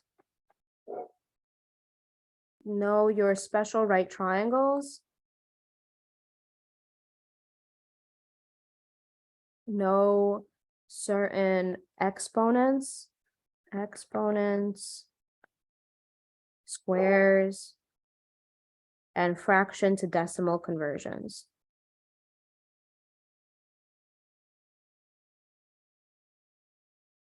So everybody should know that pi is 3.14 or 22/7. But you guys should also know squares. So everybody should know what like 17 squared is off the top of your head, because that's not something that I want you guys wasting time on multiplying. So you should know all your squares from 1 up till 20. And then you should know, obviously, the other way too. You should know all your square roots. You should know your special right triangles. You should know like the 3, 4, 5 triangle. You should know that every multiple of that is true. 5, 12, 13 triangle, all of that. We did all these notes in the math section, so I don't want to repeat, but I do just want this to be there that you guys should know squares. Cubes are kind of like less likely to come up. I haven't seen them do anything further than 5. So you should know up to like 5 cubed, or to be completely safe, like 10 cubed, but it's very unlikely that it'll come up. The squares will definitely come up. You should also know that you should also know all of your formulas, and you should know certain like fraction decimals. So you should know like what 5/8 is, because you don't want to sit there and divide out 5/8. Anything that can save yourself time, because you guys don't have a calculator. And again, we covered all of these things in the math, so I just want to like re-bring it up here so it's at the forefront of your head, and you guys can review the math webinar and have all the notes. So I just wanted to review it, like briefly put it here just so you guys know to review it, but not redo the full lesson. The other thing that's a huge math strategy is plugging it in your answer at the end.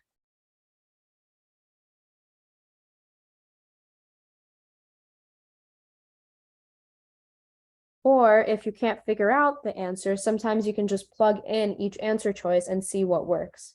So if you have no idea and you can't figure out the answer, that's one thing. But your way out of that is you can plug in for X. Does that make sense? If all of your answer choices, it's an equation, you have to solve for X, and for some reason you're not getting an answer, plug in your answer choices. So this is a big, big, big help to us that this is a multiple choice test. And we know that one of the answers is there in front of us. So you can use the answers to your advantage, plug in your answer, or plug in the answer choices to figure out what the answer is. And then the last thing is use like any charts they give you.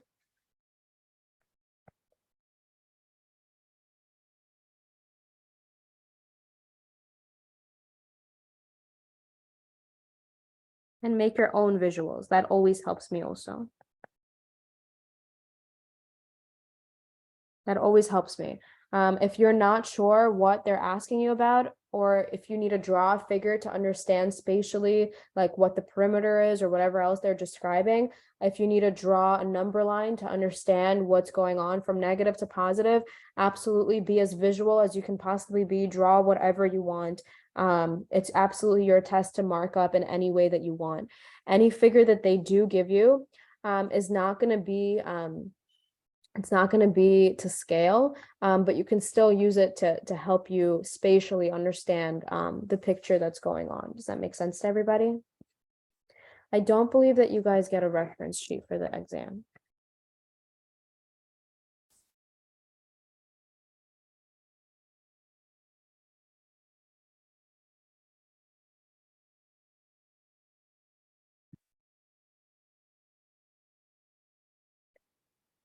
Okay, so I think in terms of strategies and stress reducing and everything, that's kind of everything that I prepared that I really wanted to share with you guys today.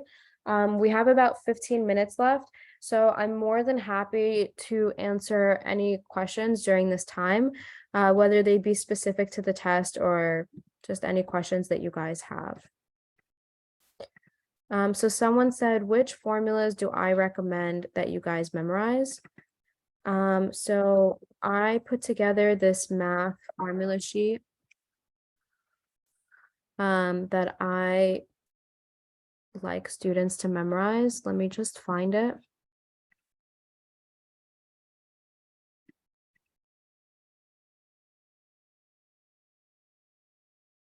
Let me find it, and then I can share it, and you guys can take a screenshot. 1 second.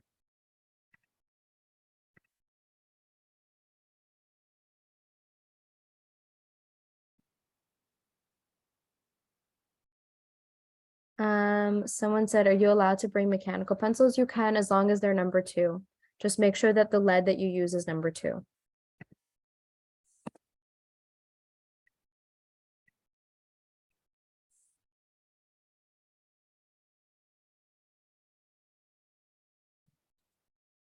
Someone said, when do the scores come out? I have no idea. Can I put up the reading strategies again? Sure. This page. So scrap paper, I think that you're absolutely not allowed to bring your own. I think the whole test can be your scrap paper, and you can ask your proctor for extra scrap paper. So this was the first page of the reading, and here's the second page of the reading.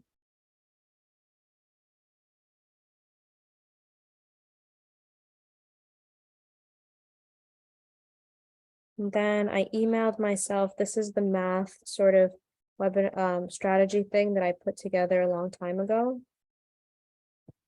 That I can include in our notes, so you guys can take a screenshot. Hold on one second.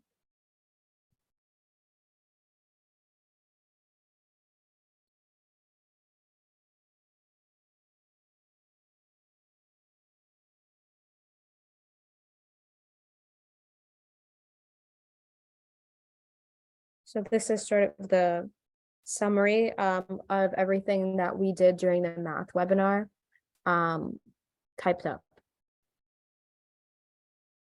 So you guys are more than happy to refer back to this when you're reviewing. And there's a second page. This is what I was talking about of like commonly used squares that I would memorize, commonly used square roots, which are obviously, these are the same thing, just backwards of each other. And then these are the commonly used decimal fraction equivalents.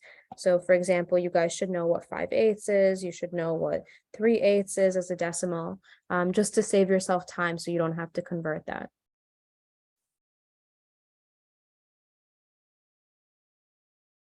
And then I think the special right triangles should be included here too. If they're not, we can include them also, just so you guys have. So we can squeeze them in here. So which special right triangles do you guys remember? I'll give you the first one, 3, 4, 5. Which other ones did I say you guys should know?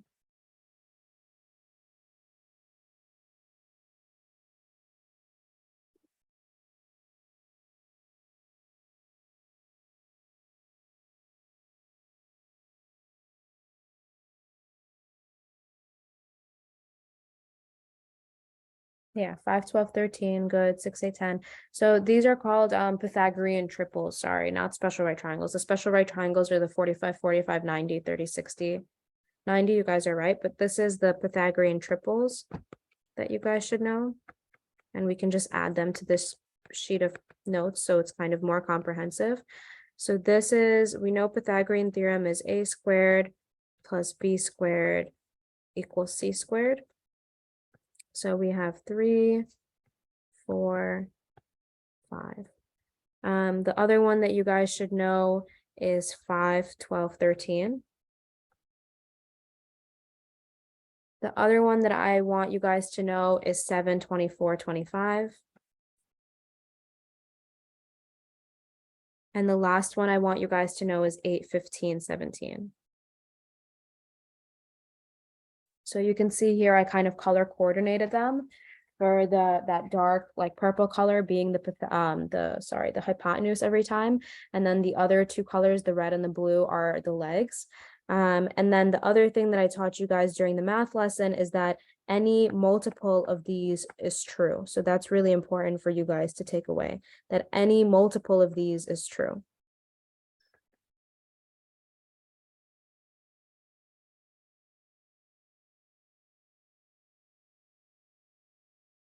So what does that mean? If I multiply 3, 4, 5 by 2 and I get 6, 8, 10, that's a Pythagorean triplet as well. Or if I multiply everything by 10 and then get 30, 40, 50, that's a Pythagorean triple as well.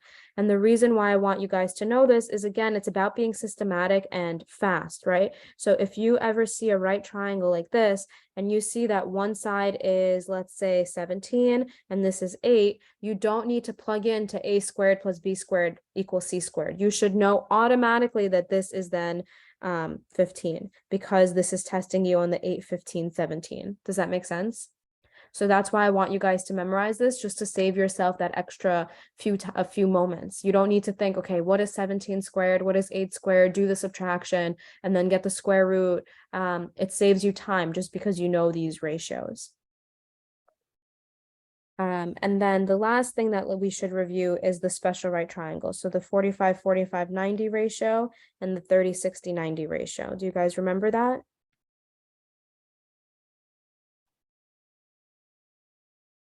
Yeah, exactly. The point of these ratios, the exact point of it is when you have two sides, you know the other. You don't need to waste your time plugging into the formula. And it's not just these ratios, but it's any multiple of these ratios. So if you multiply these ratios by 2, by 3, by 10, by 30, any multiple of those ratios will be true. And it's going to save yourself time. You don't need to plug into Pythagorean theorem because you know these triples exist.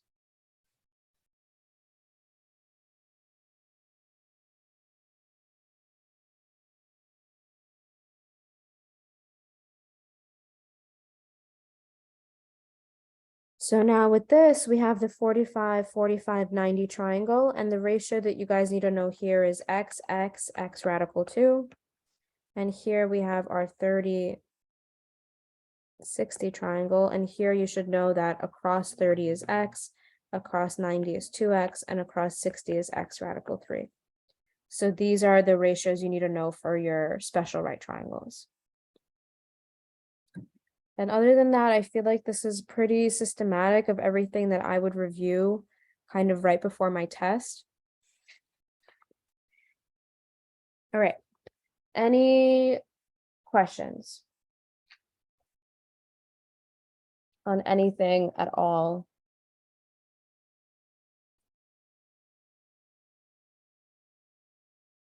How do you guys feel for your test? Do we feel excited? Do we feel prepared? Nervous? Nervous is good. Sure, I can flip to the second page. And again, these notes should be sent out to you guys because it's an open webinar to kind of like all of you that are taking the SHSAT classes and you're not like my one small class. I don't have like an email sheet like list that I can email you all the notes to. So anybody that Mrs. Queller, I think usually emails them out, but if you guys want them right after the session, you can just email me and I can reply to it right away. People are nervous, excited to get it over with. Absolutely be excited. A little bit nervous is good. It helps your performance. Too much nervous is no good. Be excited to get it over with. It's the best feeling. Once it's done, and you guys just get to, hang out and wait. There's nothing else to do. You don't have it hanging over your head anymore. Feel extremely unprepared for the math section. Well, there's still some things that you can do. I would recommend reviewing the webinar. I would recommend redoing the math section of the real release DOE tests, both Form A and Form B, and reviewing them thoroughly, going through all the explanations. Luckily, the test comes with explanations for you. So that's what I would recommend doing to kind of help you get more prepared for the math section during this short amount of time that you have left.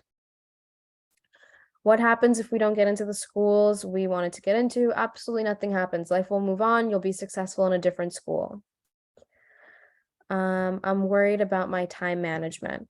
Okay, so for time management, some strategies that I would recommend is knowing where you can save yourself time. So you can save yourself time in the grammar section. Make sure that you are not reading those passages that could save you a few minutes. And then I would also focus on not spending too much time on a question that you don't know. So give yourself sort of like a limit.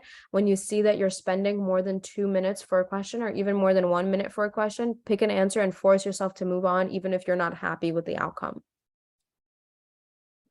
Good. Excited to get it over with. Good.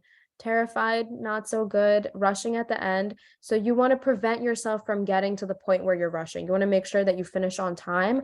And that goes back to the time management that I just spoke about. So you want to prevent yourself from being in a situation where at the end you have to rush. You guys are going to be great. The most important thing is that you guys care, and that's like step one to being a good student and good at anything that you do in life is caring. And you guys all obviously care a lot, and that's why you're here on a Sunday listening to this webinar.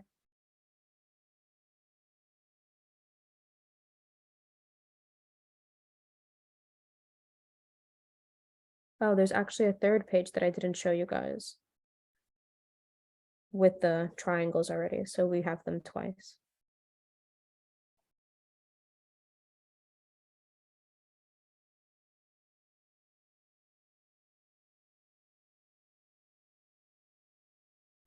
Okay, so I'm gonna save these notes. Any other questions for me? Well, you guys know how to reach me. I can put my email in the chat one more time.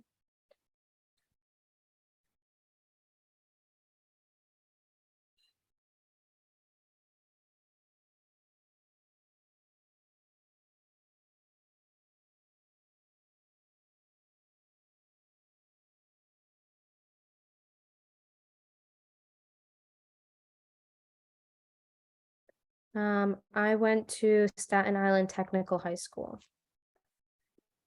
But that's because my family lived in Staten Island at the time, so that was my first choice at that time.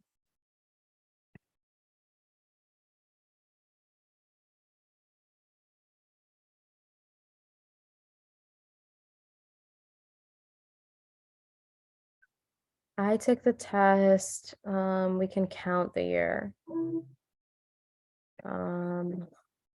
I am 24, so like 10 years ago, I think. The cutoffs honestly have not changed that much from my year, from what I remember the last time I looked them up. But again, the cutoffs are never directly released, so I would just look at like what people estimate in the last few years for you to understand the cutoffs. SHSAT schools, yeah, it's a lot of work. It's also like what you make of it. So you take a lot of classes that are AP classes and all that kind of stuff. So that's why you end up with a lot of homework and schoolwork. How much is each question worth? It's each question is worth the same amount. So not one question is worth more than another question.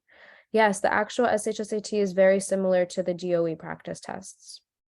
It is. That's your best bet of what to expect. What middle school did I go to? I went to Krista McAuliffe. I don't know if any of you guys have heard of that school or go to that school maybe. It's in Brooklyn.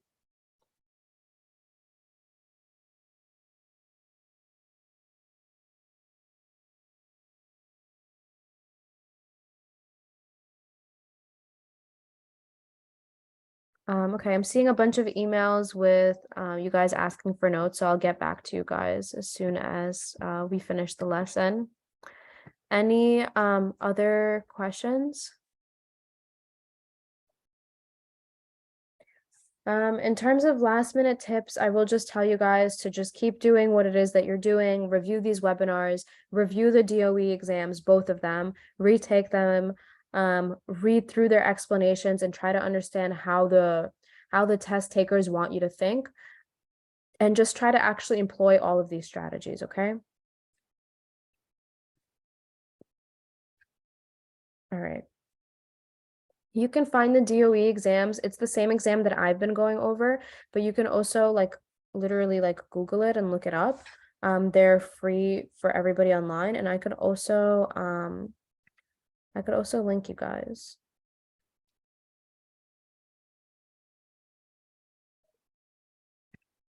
Just look up 2022 SHSAT handbook.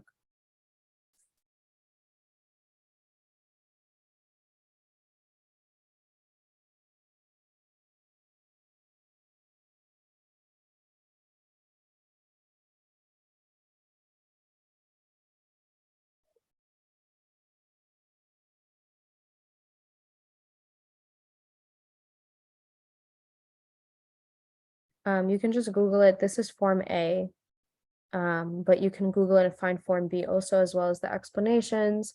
Only taking practice tests by myself in a quiet room. It shouldn't be more distracting in the actual setting. They try to keep testing conditions. It should be a quiet room. So taking them by yourself is a perfect way to practice.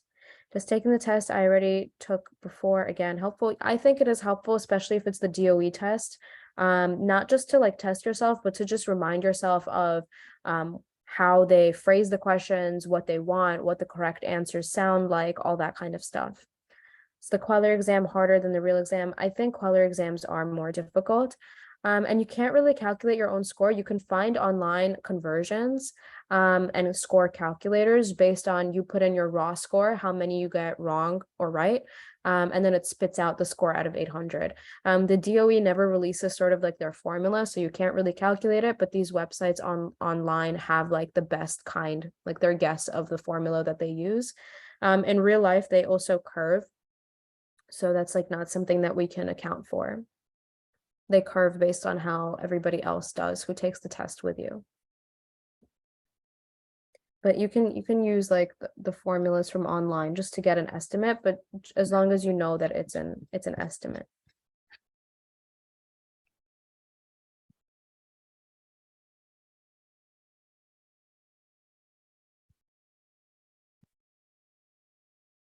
Okay, so if there's no other questions, I'm gonna go ahead and end the meeting for everybody. If something does come up, you guys know where you can reach me, and then you always have everybody at Color Prep, your tutors that have been guiding you throughout all of this, and Mrs. Francis herself, for any extra support that you guys need, okay? All right, take care, guys. Good luck. Good luck, good luck, good luck. Feel free to email me after and let me know how it went. Or when you guys already get into the schools that you wanted to. I love hearing that kind of good news. Okay, bye, guys.